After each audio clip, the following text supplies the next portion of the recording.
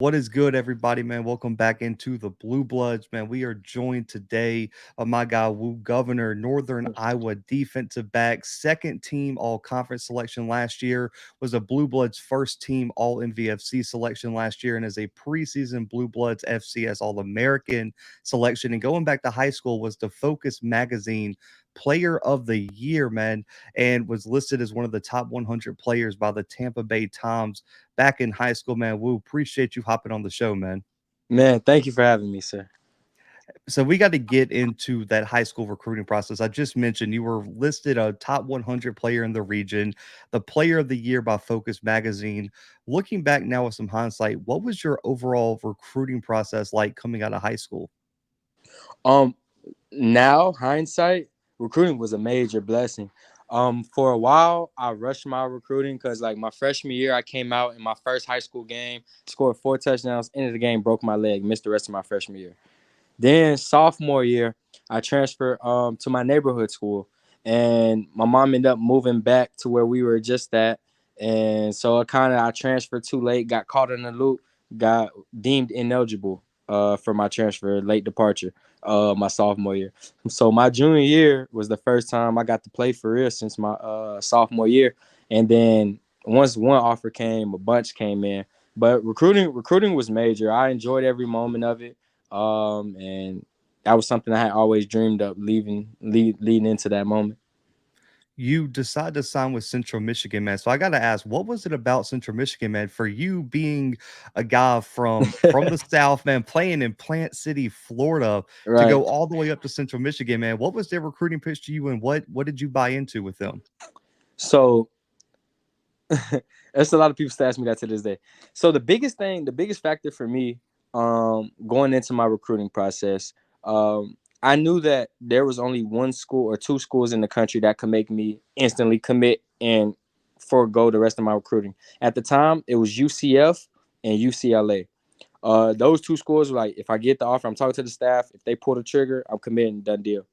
However, Coach Bonamigo reached out to me one day, and they came to my spring game. They offered me. Then, after I get the offer, like 9 at night, I get a text like, "Demarcus Governor, what's up, man? Give me a call." So I call, and it's the defensive backs coach, Coach Corey Hall. And then just from the first conversation, man, me and Coach Hall probably talked on the phone every single day, and it was always bigger than football with him. Coach Hall put guys like Sean Murphy Bunting in the league. He went second round, third corner overall. Xavier Crawford, Taron Johnson. He put a ton of guys in the league, and like how he conducted himself and the standard he held me to before I even enrolled at the university, it just made me like, this is what I need. This is what I know I would need to get to the league type. So it's more so. I know they say it's a major don't never. It's a big no no in recruiting, but I went hands down because of the coaches.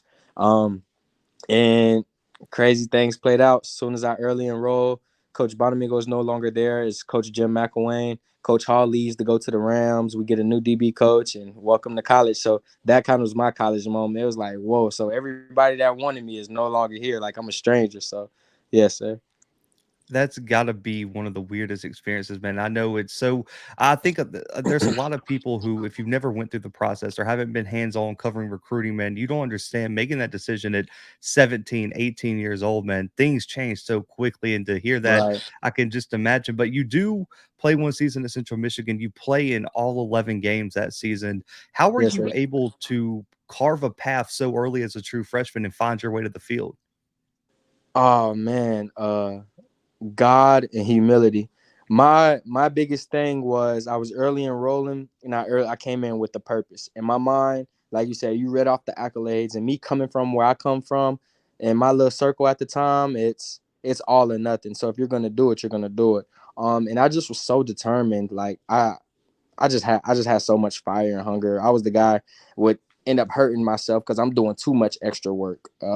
So it's like coach presented the opportunity. My first two games of the season, I believe we ended up playing 14 games that season because we had the MAC championship and a bowl game. But the first 2 games of the season, I was a red shirt. I wasn't traveling. I was with the rest of my class. And during those 2 weeks, I hated life. I thought I was a failure. I thought it wasn't good enough. Football season is a long season, so some injuries came up.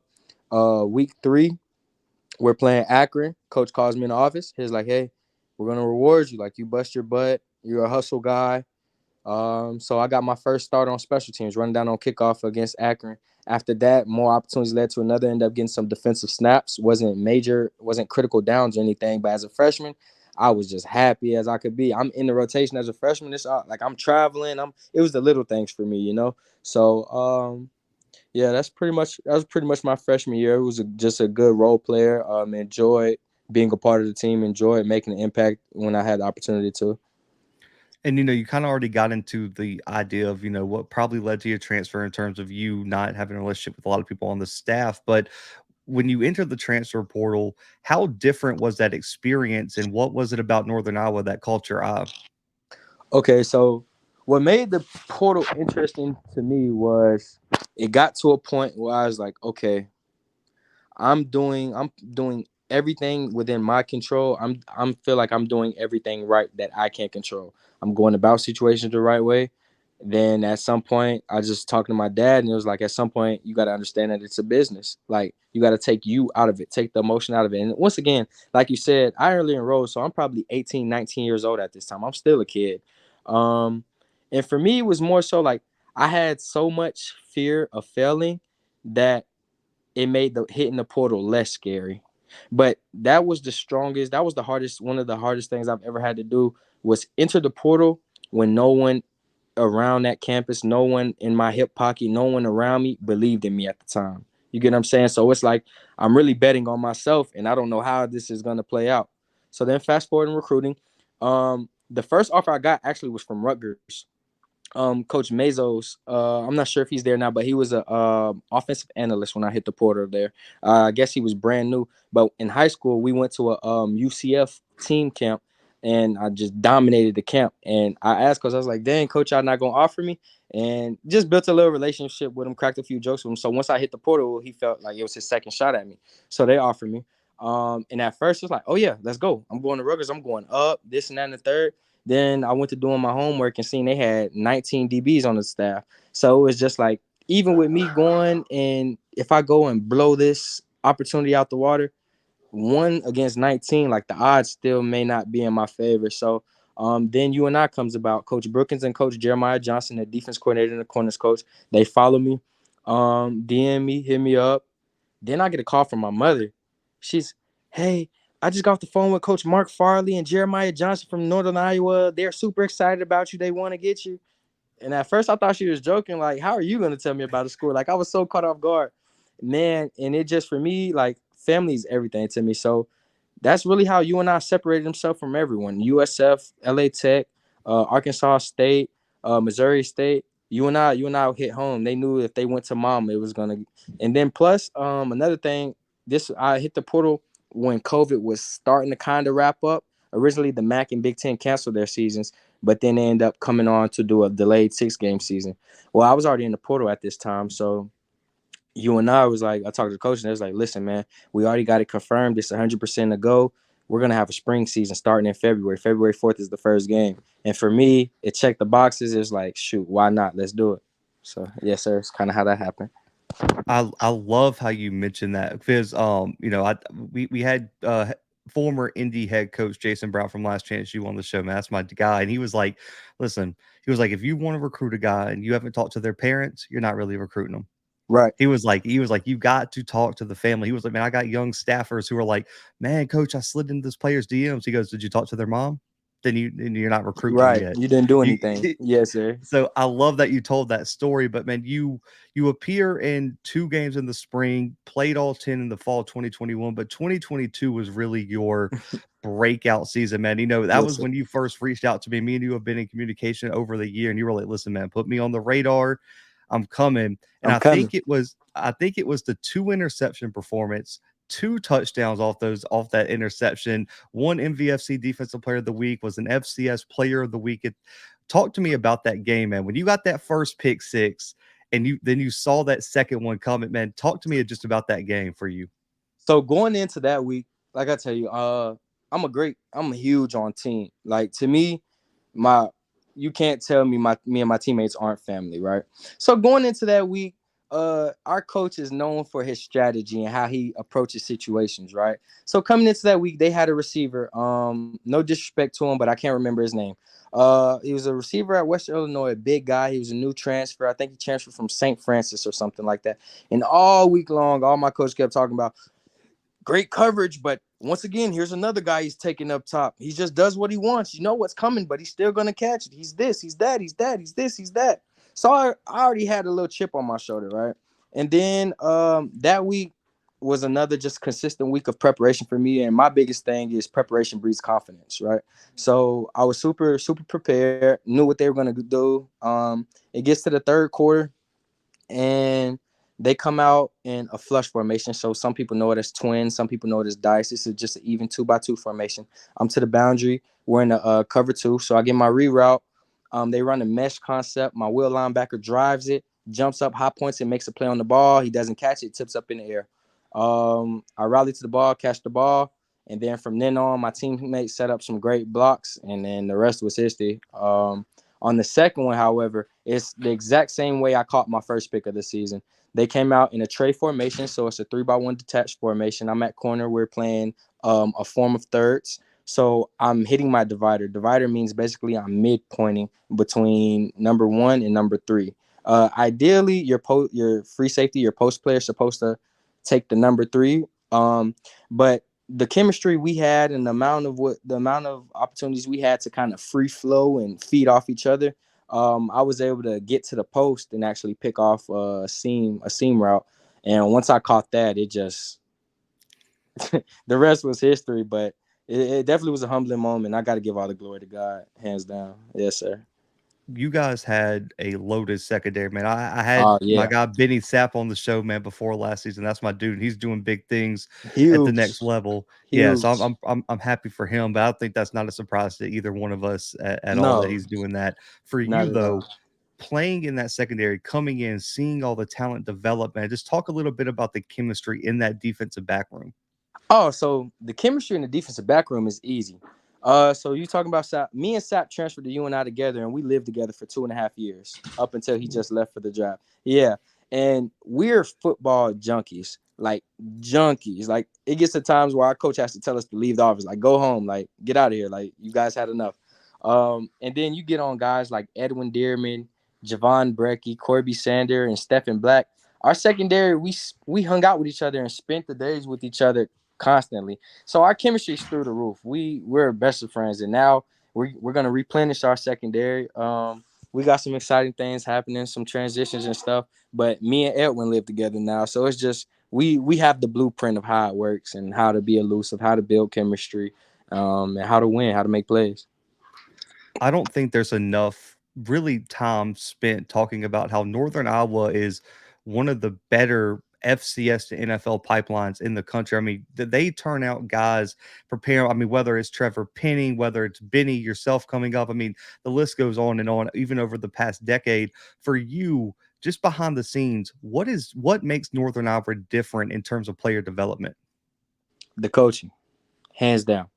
Um, One, UNI is a unique place. It's a special place. As we know, coming out of high school, I did have a lot of offers, so I did have a lot of opportunities to visit various campus, see how they were structured, have a lot of teammates and guys I grew up with that play all over the country and see how it's structured. UNI is the only place that is like itself. There's no other place like UNI in the country. What I mean by that is everyone here is humble. Everyone here is blue collar. You get some guys who we don't. There's only one person on our team with NIL. You get what I'm saying? There's a lot of things that go on at other schools that we don't get here. We really like we get it out the mud. Like we're hard work, hard nose, head down work, right? And then when it translates to the film room and stalling and etc., anything around the game of football, coming to the state of Iowa, I really learned. Like I always had high IQ and football knowledge, but coming here, Coach Jeremiah Johnson, Coach Mark Farley, Keelan Brookins, DJ Volk, oh man, like it's phenomenal. Like they teach the game in ways that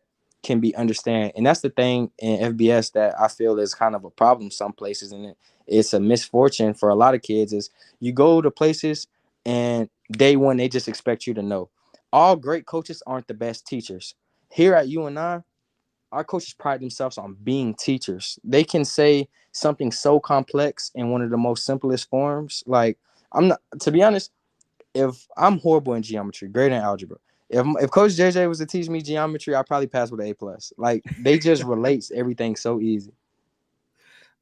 I love that example, man. I think that really speaks to doing your research because I mean, talking to you, talking to Benny, talking to some of the other guys around the FCS that really did their research and went to places where they could be developed. There's a lot of guys who are just looking for that D1 status where I've said it, I won't say any names, but I don't think going from a Northern Iowa to, no offense, a New Mexico State is an upgrade.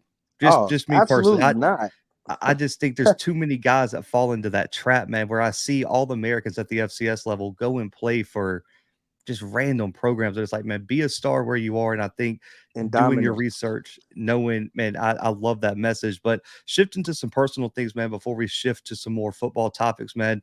I was reading a story, man, doing research for this interview, and I came across a story about your best friend, man, Grover Wills, when just his passing in high school and how much it impacted you. And I wanted to really bring that up here and talk to you about how that still impacts you and how you live your life, man, today. So that's something that is still day to day. That's something that is, we all have our path. We all have our trials and tribulations. We all have something that drives us. We all have something that sits with us.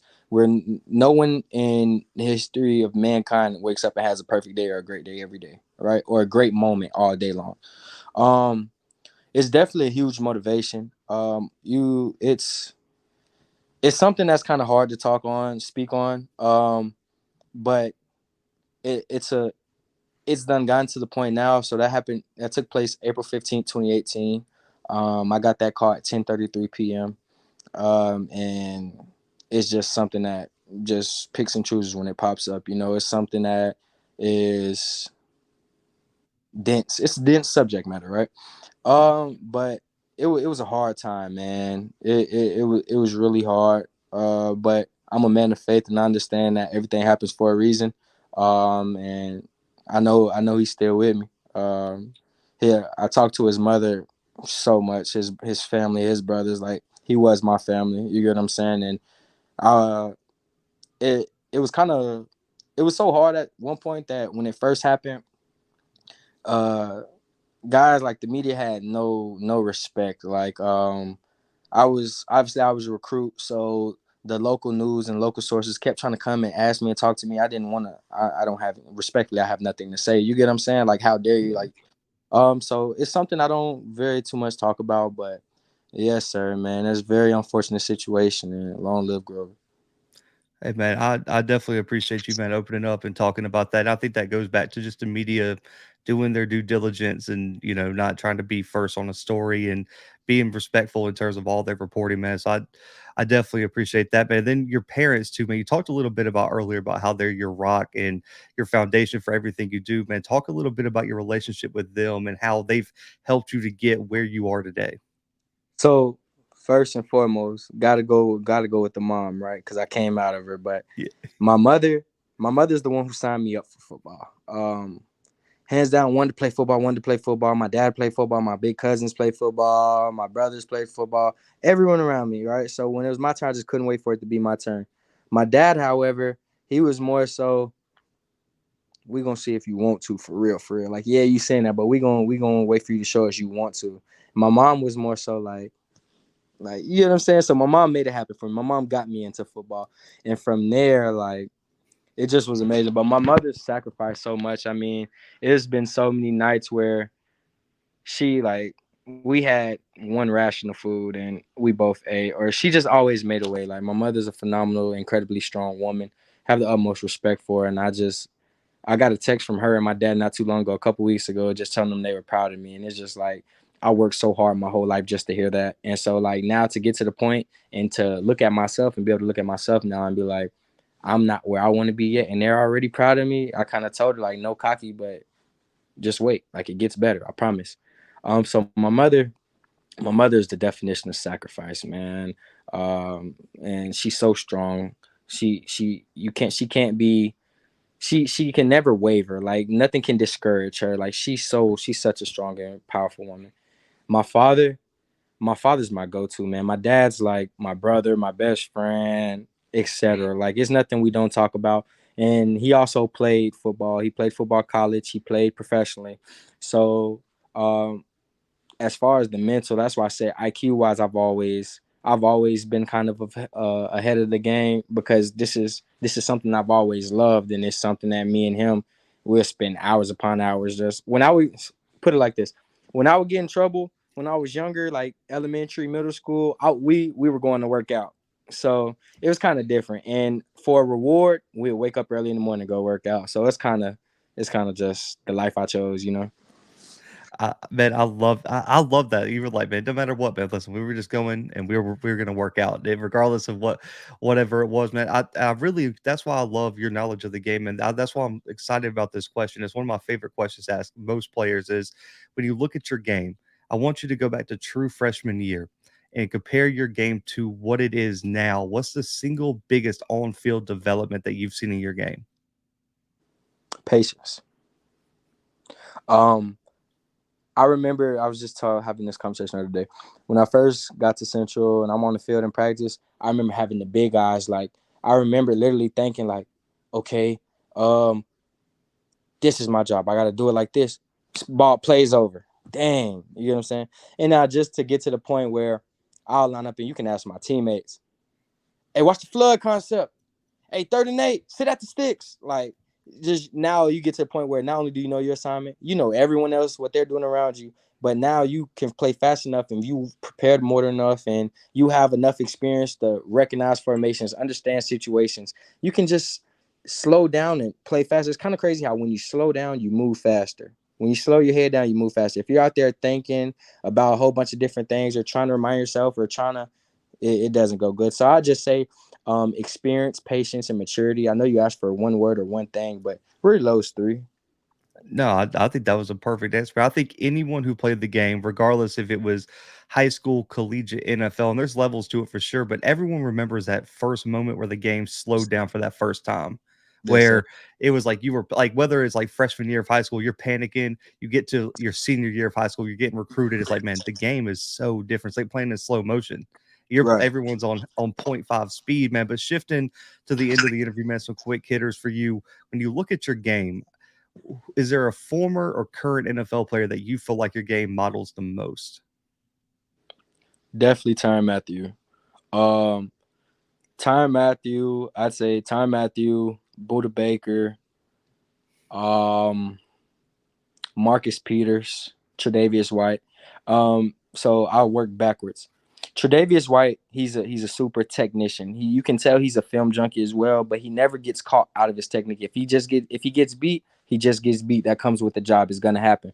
But he's rarely never in a bad position. He always puts himself in position to win. So for that aspect, I say Tre'Davious White. He's real poised, cool, calm, and collected. I've seen times where he would give up a play and his composure, like he'll laugh about it. Like it doesn't phase him. That's the type of mental, and that's just what comes with being a DB. That's how you can tell who's a true DB, how they handle adversity. Next, I say Marcus Peters.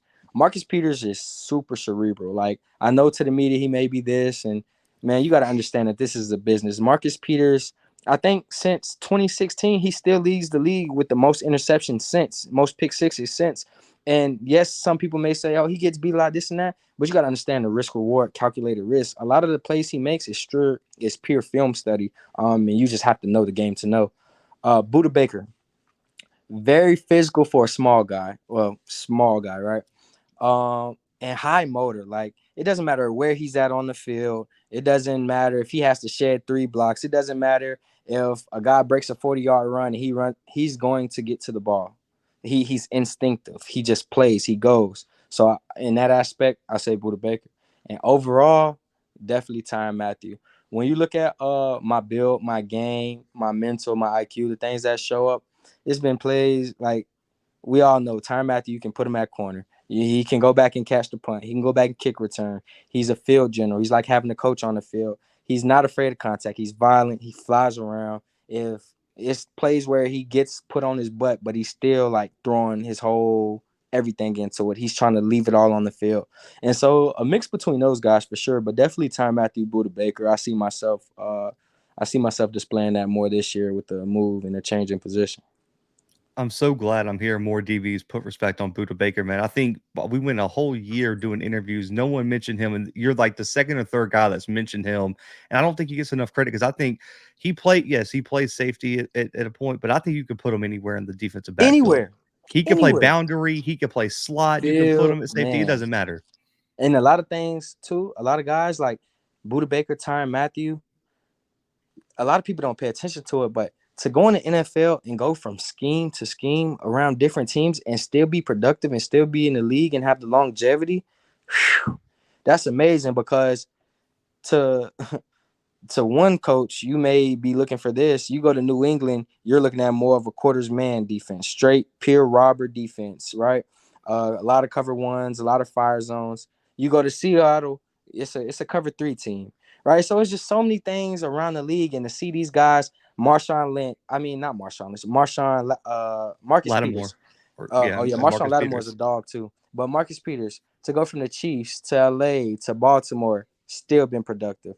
Tyrann Mathieu, everywhere he's been, Texans, Cardinals, Saints, production. The list goes on, like all those guys. So I feel like if you're a DB, you're a DB. There's no position you can't play.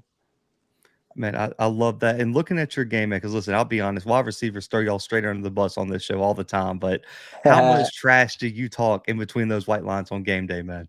What? Hey, it's kind of different. Like in practice, I'm super cool, calm, collected, just chilling, genuine, quiet person. Game day, I don't shut up. I come out talking. I'm talking all day long. I'm telling the quarterback, throw it at me, shut me up. I'm talking to the receiver. I'm petty. I may just nudge you after the play just to see you, like get you thinking about something else. Like I ain't gonna lie, they hate playing against me. You're gonna hate playing, but I'm not a dirty player. But I am gonna talk. I'm gonna talk my stuff for sure. Oh man, my side hurts on that one. He said I'm petty. Just know I'm petty. And I love it because we had Justin Ford, the Montana Okay, cornerback on the show, and Mr. he Nine was like, listen, Picks. he told me, he was like, if you have a DB on here who says they don't talk trash, he was like, they're probably not great. He was like, to be a great DB, you got to talk trash. He was like, we got the hardest job on the field. Right. And that's So what I I preach. That's what I preach to my young guys. And the purpose of it is this, because a lot of guys are gonna go loudmouth DBs, this and that and the third. Okay, cool, whatever. This is what it is.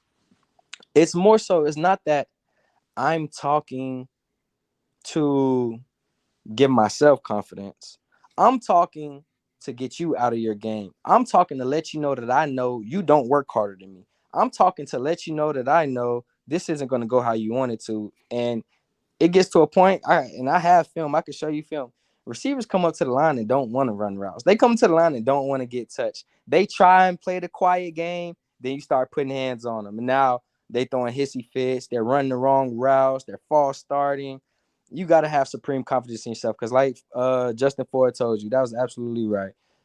DB is the hardest position to play in football, especially corner. You're going backwards while they're running full speed at you. You have 53 and a third yards wide to cover. You have 120 yards deep to cover. And a lot of times it's just you, that guy, in the football. So it's definitely athletically the hardest position to play. Safety, that's when you get in. Safeties and Mikes, in my opinion. The only reason I put safeties over Mikes in the defense is because not only do you have to have the same brain, but you got to be far more athletic than the linebacker. So for that reason, I say like Xavier McKinnell. I know he runs the defense and calls the defense in New York. Safeties are the quarterbacks of the defense, and there's a lot of quarterbacks personally that I'm seeing that came out on a lot of lists, ranked on a lot of lists, that aren't big fans of me. So we can go tit for tat, like anyway, any form of fashion. Oh I just love the confidence, but I love the message. Shifting toward just your game, one-on-one, man. You receiver, man-on-man coverage, just one-on-one, you guys on the outside. What's the number one mistake a wide receiver can make against you? Speed releasing, or trying to do all the dance and the cute Instagram stuff and leaving his chest open. If I get hands on, it's over with. Your best bet is to get from point A to point B and hope I trip or something. I don't know. But I like me 9 out of 9. He said, "Oh, you better hope I trip. Don't let me run with you, man. I love it when you look at your game. When you look at just throughout your career, man. You can pick one or two guys who are one or two of the best offensive players you've ever had to face at the collegiate level. At the collegiate level, okay. Um, Jonathan Taylor, my freshman year, Wisconsin. Yes, he had a great O line, but it was just like it was everything was Mm. so easy for him. Like it didn't matter if he got. I see this man get stopped dead in his tracks, 3 yards behind the line of scrimmage, and take it for 18 yards, positive gain, breaking through 4 or 5 tackles. Like Jonathan Taylor's up there. Um, and I'm not gonna lie, I have more than two. Tucker Okay. Craft, tight end from SDSU, he got my respect. Yeah, he was able to stretch us out a little bit. Like he has the prototypical size, but he has the prototypical game. Like he can really move. Like the stories you hear about guys like Gronkowski, how they're like, man, this big guy actually can move. Like Tucker Craft moves real good, so he has my respect. Tyrone Scott, my old teammate from Central Michigan, came to Missouri State. Ty Scott is, yeah, he's elite. Ty Scott's elite. And then no disrespect to him for the second receiver, Buddy from Indiana State. He wore number 8 last year. He was a receiver. He was a senior. He's a baller. I Ooh. seen him on film tear up. Was it? Oh man, I remember watching it last year. It was Purdue. He gave Purdue a field. He had a field day against Purdue. He gave them a run for their money. But yeah, he was a great receiver as well. Man, Other I than want that, to. everybody pretty much blend in. I'm trying to remember. Like, I want to say I know who you're talking about. Okay, Hendricks. That's what it was. I Yep. wanted to say his last name was Hendricks, but I didn't want to be wrong. So they had a few guys, but yeah, no, yeah, he was good. And I think I like what you said about Tucker Craft because I think I knew he was like that before that game, but they went and played Montana State at this in the semifinals this year, and he ran like a post route or a go route, and I'm talking about just smoked their all Right. conference safety. I Oh mean, I was yeah. like, oh, like, is he really that athletic? Because their safety was So legit. you can see if you go back and watch when we played number one SDSU in the dome, there was 2 plays where they kept dinking it, like they kept attacking the field. So I'm to the boundary. We're in cover 3. Towards the end of the season, me and Sap weren't getting anytime we're in the cover 3, quarterbacks weren't coming to the field. Like we were forcing their hand. Like if you throw it over here, it's not worth it. So they come out and he kind of blocks down Tucker Craft. He kind of blocks down. He's on the boundary side. They're in a balance set. We call it Detroit here. It's just a 12 personnel set. And he just runs up the seam. I kid you not. The ball comes out fast. He catches it right down the hash. You can see me and Benny Sapp both sprinting. Like we really had to sell out to go catch this man from the other side of the field. Like he can move. He's no slouch. Yeah, man, and I think just that type of tight end fits so well in that offensive scheme over at South Dakota State because I got a show with Coach Fred, who's the wide receivers coach down at Alcorn State, and we did a film breakdown of the national championship, and I was like, this playbook is so simple. Man, It's like you don't know what to you do gotta with be. it. You gotta stop it. Yeah, You it's have to stop it. crazy, man. But no, Right. we'll definitely have to get you back on the show, man. Do some film breakdowns because me and you, I could talk X's and O's with you all day, man. But shifting to the NFL draft, man, you are going to be one of the top FCS prospects coming out this next year, especially at defensive back. When you look at your journey overall, man, what would it mean to you going through everything you have to hear your name called in the NFL draft? Oh man, that it I can't even describe it. It'll be a beyond a dream come true. The biggest blessing. Like I started playing football when I was 5. I'm 22, getting ready to be 23. So I've been playing this game for 17 years. My mom's loves to tell the story on how I was probably 4 or 5 years old and told her I was gonna go play college. I was gonna go to the NFL. I was gonna get a degree, and it's just like I sacrificed so much of my life. Like it was so many events and social aspects I missed out on because I willingly wanted to go work out or I was just prioritizing I'm at a camp or something. That moment, oh man, I pray it's in God's plan for me. That moment would be surreal. It would be amazing. I'm kind of a guy who I love to just be in the moment and capitalize on the right now. I know these 5 years has went past. I officially got 6 months left in the college career. After the season, I'm getting my degree. So it's just like I don't want to be one of those guys. I see a lot of people get to this where the preseason hype phase where they're supposed to go on to do this. They're watched or they're preseason this or they're on this watch list or they're this person or they're that person, and they never see it through because they get blinded by the idea of I made it or I'm almost there. They start seeing the light. So I just my biggest thing, man, I don't want to take anything for granted. Not a lift, not a stretch. I just want to live in the moment and capitalize, and hopefully preparation meets opportunity for me again. And what's meant for me is it will come. But that'll be an amazing moment. I don't try and think too much or put too much thought into it. I just try to get better daily. But oh man, that would be an indescribable feeling. I can't say that. If this is the final question, man. If an NFL franchise asks you what they're going to get if they select you in the NFL draft or give you a undrafted free agent opportunity, whatever it may be, what do you tell them? Oh, first and foremost, you're gonna get the best DB in the NFL draft, Power Five, SEC, anywhere. There's no DB that's more versatile that can tackle, run the alleys, play press man, play cover three. There's not a position I can't play in the secondary. One of the greatest teammates. My teammates will tell you that. Like guys naturally attend to me because I'm always uplifting. I'm always coaching. And that's the biggest thing for me. I feel like that's going to be my sales point. Whenever scouts do come through or whenever it's my turn, I feel like between my coaches and teammates, well, my teammates love having me out there because it's like having the coach on the field. I'm up there with the coaches, beating the coaches to the office, or I'm up there when our head coach is just getting his cup of coffee and we're watching film. So you can't go wrong with getting me. No one's gonna outwork me either. I feel like if I had a different logo on my helmet, I'd be going top 10. So that's just kind of how I think. Yes, it may sound cocky, may sound arrogant to some. I promise I'm a genuine person and it's not coming from that type of place. It's just I know the work behind closed doors that I put in, and I'm not a post guy. I'm not a social media guy. I'm working with the purpose. I'm not working to be seen.